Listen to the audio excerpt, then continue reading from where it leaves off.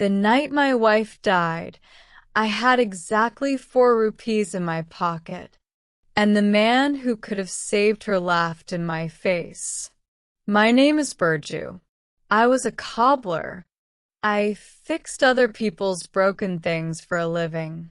Cracked soles, torn straps, shoes that had given up. I was good at it. I was fast.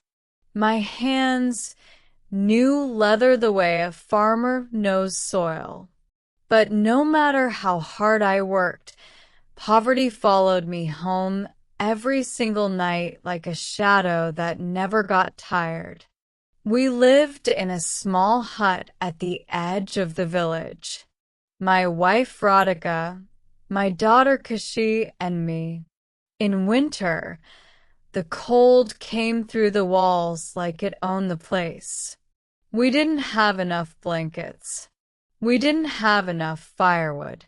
We barely had enough food. But Radhika never complained. Not once.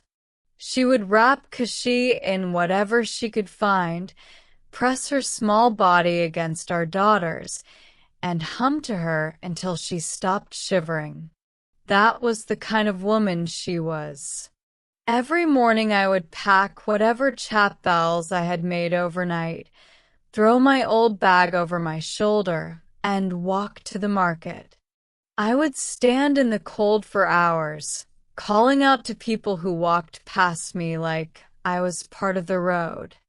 Take a chapel, strong, durable, made by hand. Nobody stopped. Or if they did, they'd pick one up, turn it over, look at the price, and put it back. Too expensive, they'd say. And I would try to explain. This cost me 80 rupees to make. I am only asking for 100. I only want 20 rupees profit, just enough to feed my family tonight. They would shrug and walk away. Some didn't even bother with the explanation. They just kept moving. I came home empty-handed more days than I want to remember. Then one night, the cold decided to come for my daughter. Khushi had asked me for a sweater weeks before. She had asked me so gently, so carefully, as if she already knew the answer and was trying to spare my feelings. "Baba, can you get me a sweater?" "Just a small one." I told her soon, I told her very soon, I told her the same thing every father tells his child when he is nothing. And then one evening her body turned to fire. Her fever came fast and hit hard. Radhika screamed for me. I pressed my hand against my daughter's forehead and felt the heat radiating out of her skin, and something inside me went cold in a way that had nothing to do with the weather. I needed money. Right then. Not tomorrow. Right that minute. There was only one man in the village who had any. Thakur Sahib, the landlord. He sat in his courtyard every evening smoking his hookah, watching the world below him like it was his personal entertainment. I ran to him with my chest pounding and my pride already crumbling before I even opened my mouth. "Thakur Sahib, please. My daughter is burning up. I need just a little money for the doctor. I will work it off. I swear on my life." He looked at me with those slow, bored eyes. "You still haven't paid back the last loan, Birju. I spent it on Khushi's treatment. You know that. Please, just this once." "Get out," he said. Just like that. Flat. Final. Like I was a dog that had wandered into his yard. I stood there for one more second, one humiliating, rage-filled second, and then I ran. I went to the moneylender next. Same answer. Different words, same meaning. Your poverty is not my problem. Go die somewhere else. But the doctor came that night. I borrowed from a neighbor. I begged. I promised things I didn't know how I would deliver. The doctor saved my daughter. He told us she needed warm clothes, proper food, consistent care. He looked around our hut when he said it. He didn't say anything else. He didn't have to. Khushi survived. But the cold wasn't finished with us. I noticed Radhika fading weeks before I let myself admit it. She was always tired. She moved slowly, carefully, like someone trying not to disturb their own pain. I asked her if she was all right, and she always said yes, always smiled that same smile, and I believed her because I desperately needed to. She was hiding it from me. She hid it for weeks. The dizziness, the weakness, the way she had to hold the wall just to stand up sometimes. She didn't tell me because she knew exactly what I would do. She knew I would sell everything we owned to save her. So she said nothing until the day she fell. 'Cause she found her on the floor and came running to me, sobbing, calling my name. I ran inside and found my wife on the cold ground, conscious but barely, looking up at me with eyes full of an apology she had no right to be making. "Birju," she whispered, "I've been sick for a long time. I didn't tell you. I didn't want you to worry." She told me quietly, her voice barely above a breath, something she didn't want Khushi to hear. What she said hit me like a physical blow. It was serious. It had been serious for a while. She had known, and she had carried it alone because she loved me too much to break me.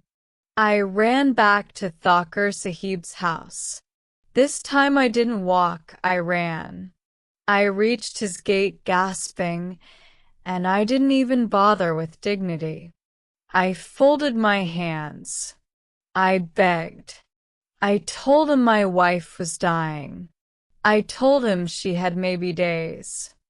I told him I would work for him for free for an entire year, 2 years, whatever he wanted. He looked at me from his chair. "When you repay the first loan," he said, "come back." And he turned away.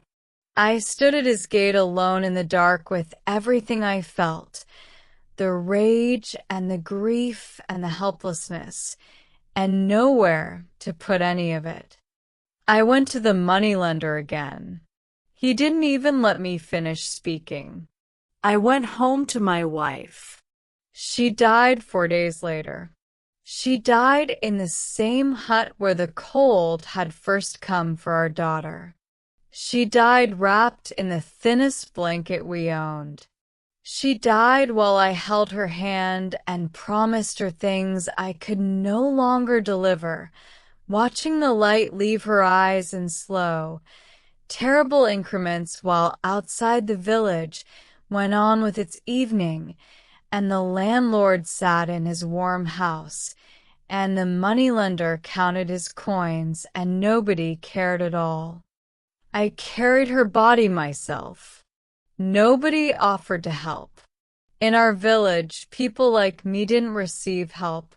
We received instructions. You know what needs to be done. Do it yourself. I carried her on my back.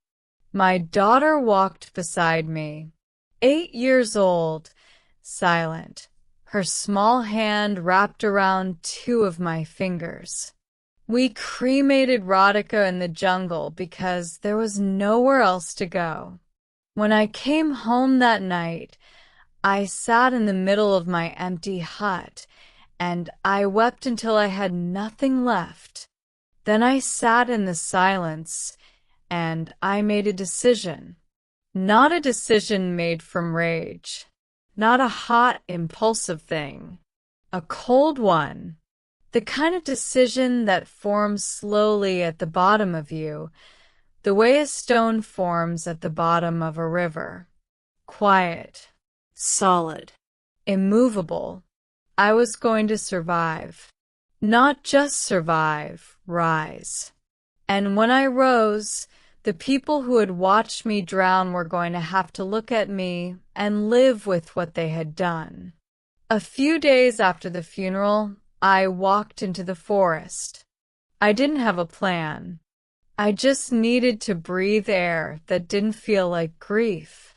I was watching birds, their clean lines against the gray sky, the effortless way they moved, when one of them fell.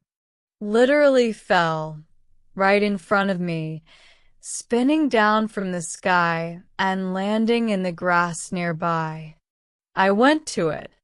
A wing was broken. It was still fighting, still moving, still trying to stand up and go again, even with a shattered wing. I looked at that bird for a long time. I had been sitting in my hut for weeks, paralyzed, telling myself I had nothing. But this bird had nothing, and it was still moving. It was still trying. I carried it home.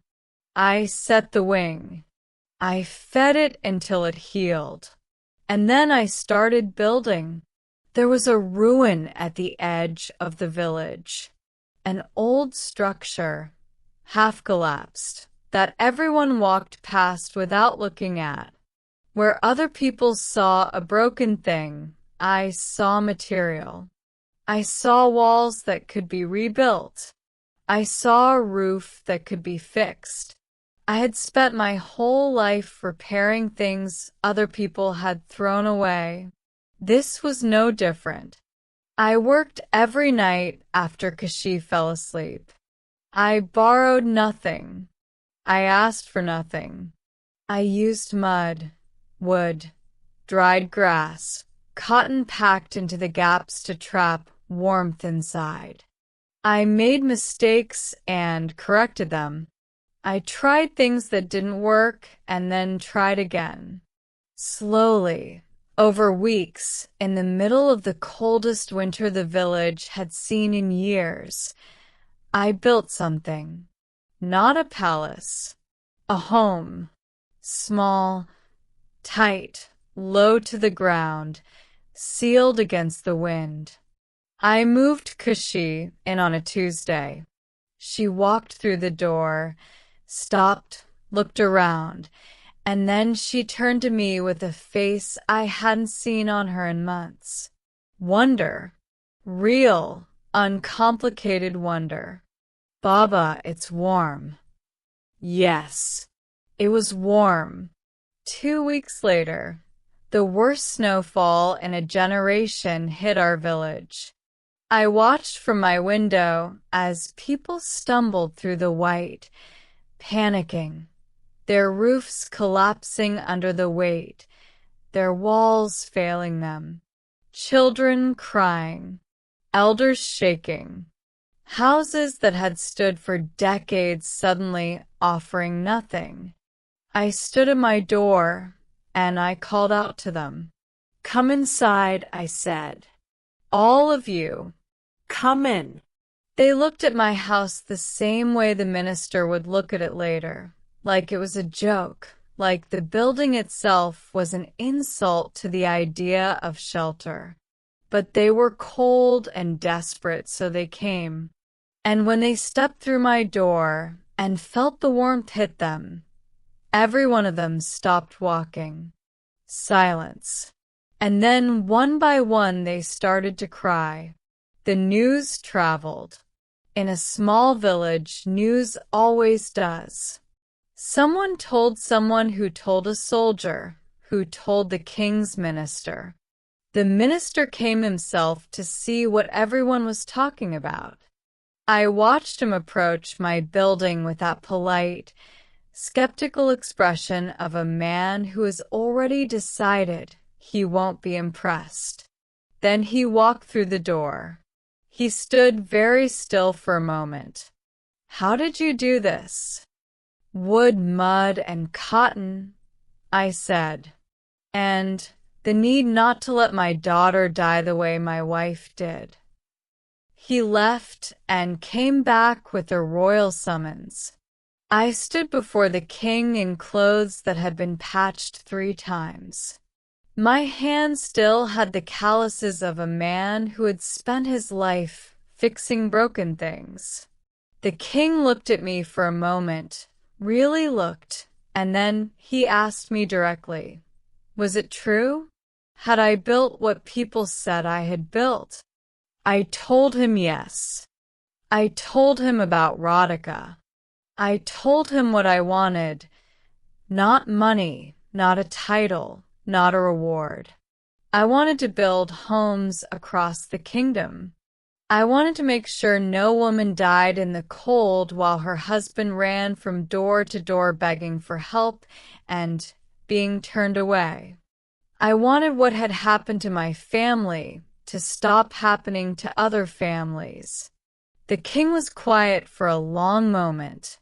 "That," he said finally, "is what a great man sounds like." He appointed me to the Royal Construction Commission. He gave me resources, workers, authority.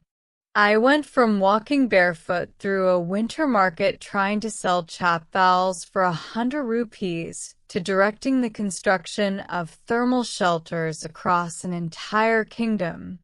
It didn't happen overnight.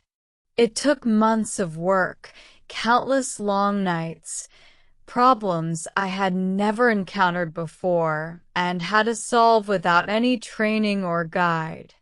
But I had been solving problems with nothing my entire life. Having resources only made it faster. The homes I built were warm. They were strong.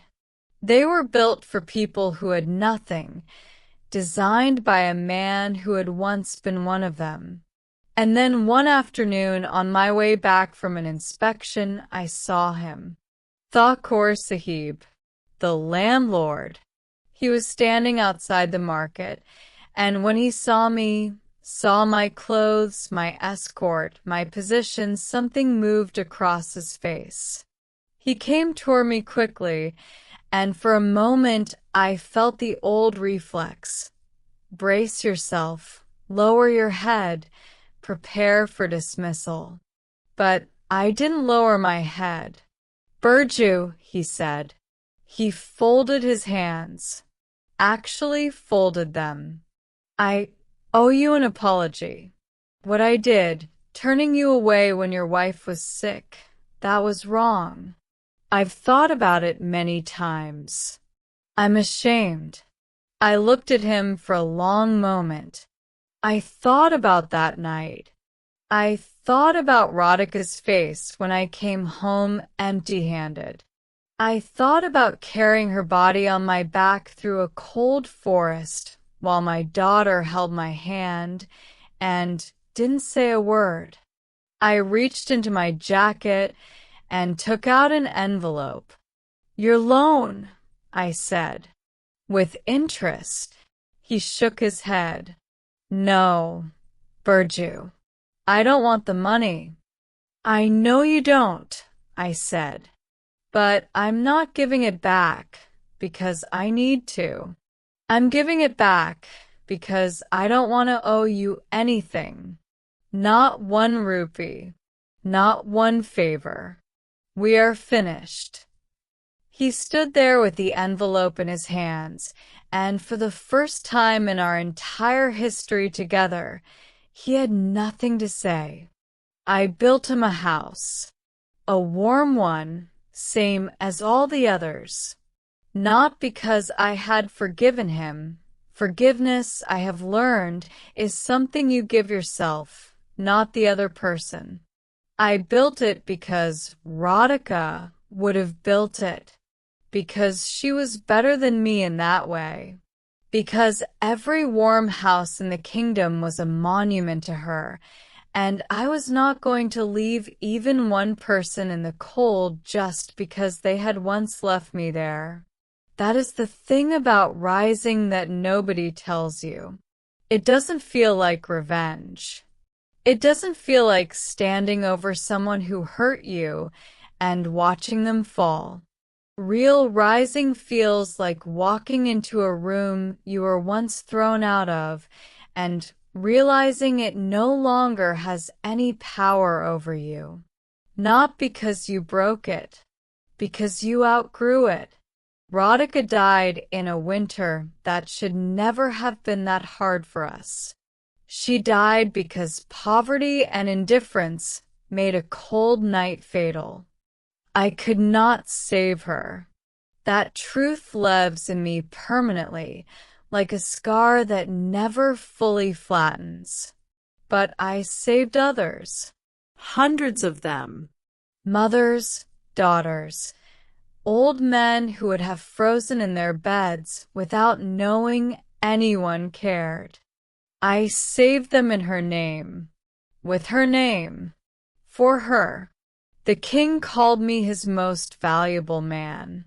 The village called me a legend. But when I walk home at the end of the day and my daughter comes to meet me at the door, healthy, warm, laughing, alive, I only ever hear one thing. Radhika, still taking care of us. Even from wherever she went. That was her revenge on the cold. Not anger, not bitterness. Just a man who loved her so much he refused to stop building.